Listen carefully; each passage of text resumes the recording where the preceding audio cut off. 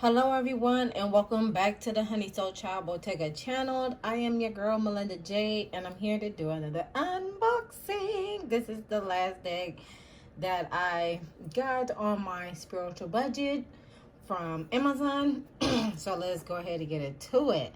So this is the Lantern Oracle by Angelia Mirabito, and she has a PhD.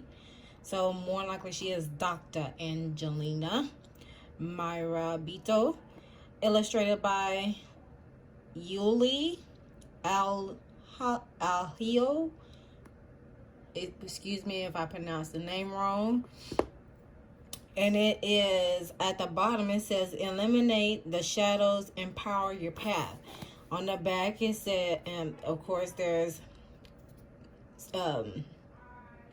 on the back of the box is basically what a couple of cards, some couple of sample cards, and it reads over here in the middle portion, it says, embark on a beautiful soul nurturing journey with the ever-present and loving light of the eternal feminine wisdom as your guide.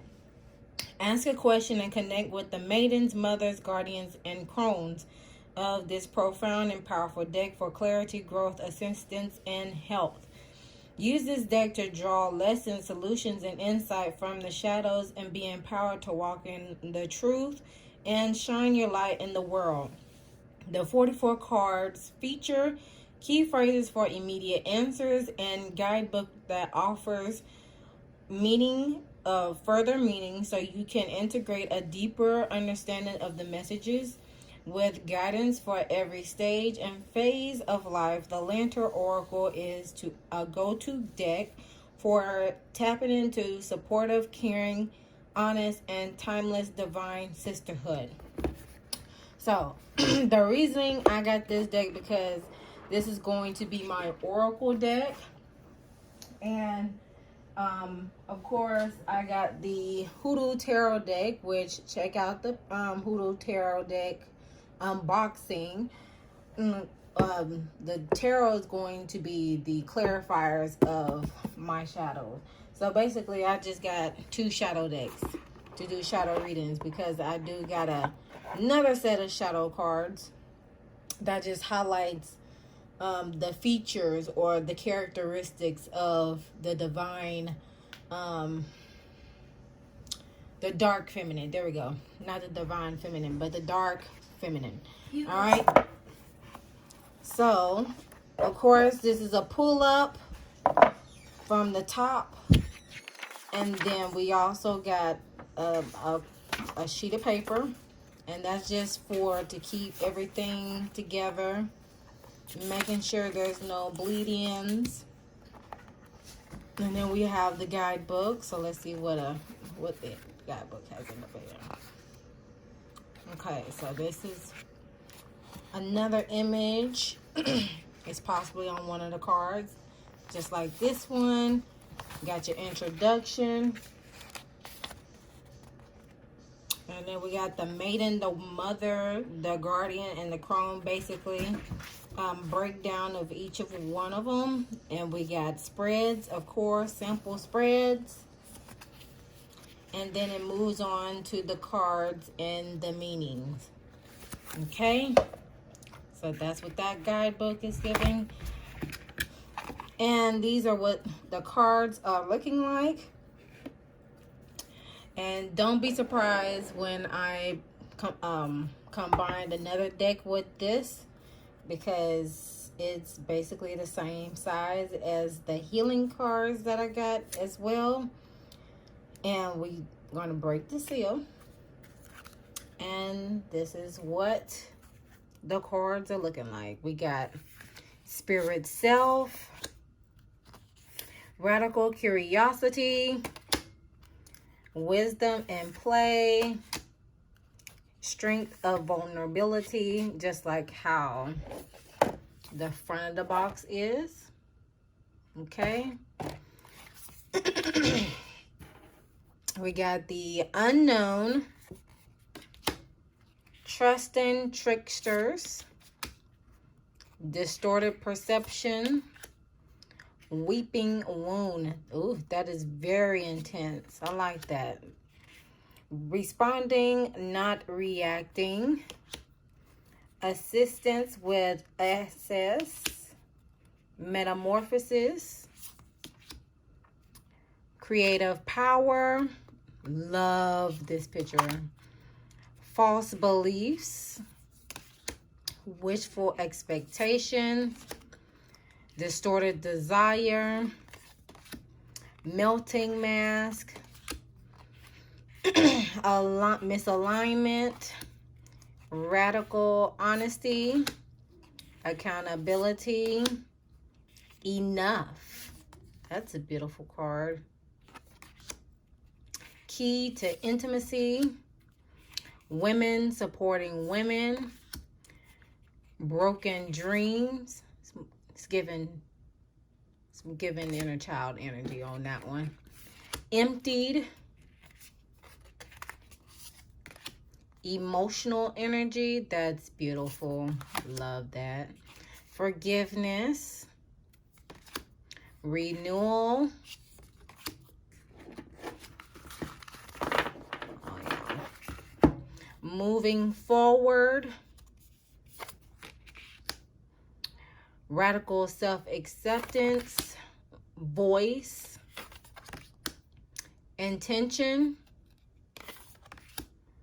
Eternal gatekeeper. Ooh, that's beautiful. Sharing. Circles. Presence of absence.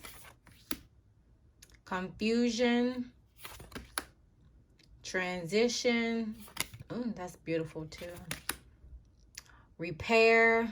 This is definitely lovely. Perceptive. Integration. Inner integration, excuse me. Radical self-love. Home. Inner life. And last card. They're stuck together. There we go. Last card is a lantern. All right. So those are all the cards. Far as the thickness, it's the feel of the cards, they feel pretty good. They're in the matted form. Again, comparing it to one of the psychic tarot cards, this is more like it's more of on the Healing Hearts, I believe, from John Holland. But you see, this card it has a little glossy feel to it. Compared to this one, it's a matted, but so you can be able to see the potency of each colors within the within each card. And then of course this is what the card looks like in the back. So the card feels sturdy, like semi-sturdy. So you can be a little rough with these. But of course, it is matted paper. It's matted cardstock, so just keep that in mind. So we're gonna do a little shuffle here and see what comes out.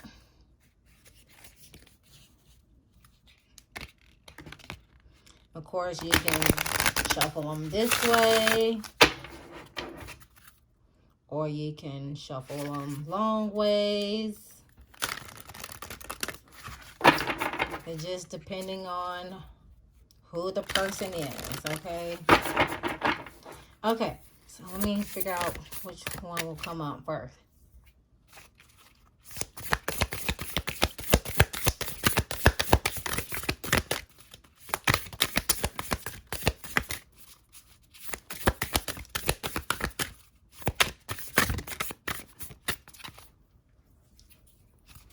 Got to do it from this way.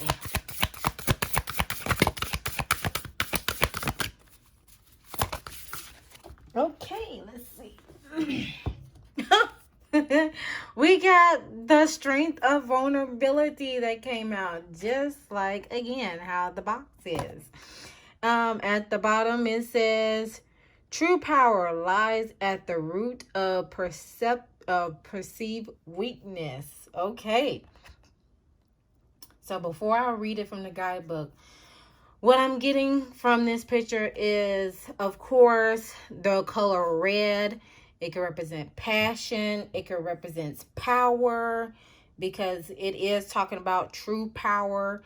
And of course, red, if you want to relate it to the chakras like I do, red is giving the sense of groundedness, feeling secure in yourself, and the stable foundation that you put the roots down. See, true power lies at the root, just like red is associated with the root chakra of perceived weakness. So in other words, if you don't stand in your own power, it can be a weakness, or you'll be successive to